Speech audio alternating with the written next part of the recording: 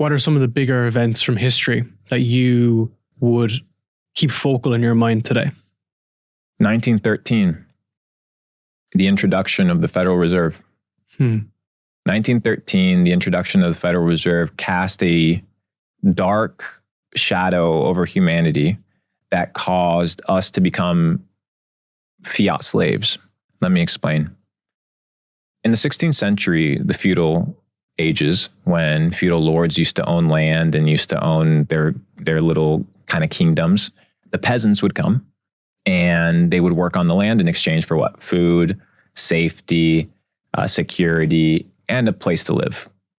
But the peasants only worked 150 days out of the year. The rest of the year they had free. They kind of did whatever they wanted. They didn't work during the winter. So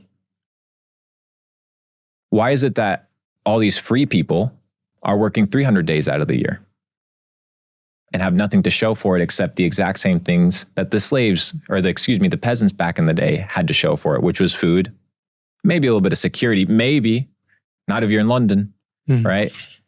And home that you don't even own. So when I tell people, hey, you're a peasant, they're like, no, I'm not a peasant.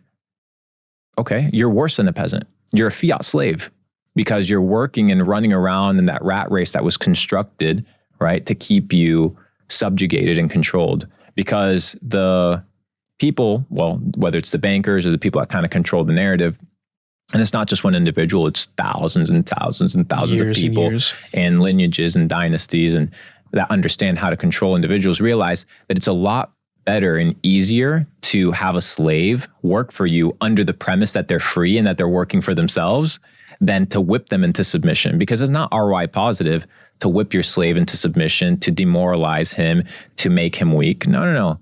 You want the cow to produce a lot of milk, so you got to keep pumping it. And people realized very later on in kind of reality that this system was kind of fucking you up. And you had the introduction in 2009 of Bitcoin. Bitcoin is kind of that first competition of sound money that we've had since 1913. And that would be probably in the last 100 years, the two catalyst points that I think people should be focusing on, because people wake up and they want to work for money. But then you ask them, what is money? And they don't know how to define what is money. Who makes it? Who prints it? Who allows there to be $6 trillion printed into circulation? So under the premise, I'm going to be generous, that let's say minimum wage is $15. We'll put that at a US minimum wage. You know, the government of the United States printed $6 trillion. Divide $6 trillion into hourly wage. You're talking about over $400 billion hours of unaccounted labor. So you have this energy and this labor that's supposed to be input, right, into the system in order to receive money.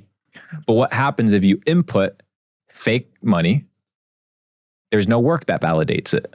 So you have the actual work become diluted. That's why all these individuals are out here, which is really funny, working, and they can't seem to progress. And it's because the fiat system that was cast upon them was designed by nature to keep them as a slave. I think if people begin to study the banking system, which is breaking in real time, and begin to understand that there's other monetary tools that can be utilized to enable your ability to preserve your purchasing power and preserve your work energy, it's a good thing. I'll give you the example in a way that the audience can understand. So let's say you were doing consulting back in the day and you got a $10,000 paycheck. If you spent that $10,000 the same day that you made it, it would have been worth a lot more than it was worth today. But the thing is, it's not that the money's worth more. It's that the labor, right, is worth less.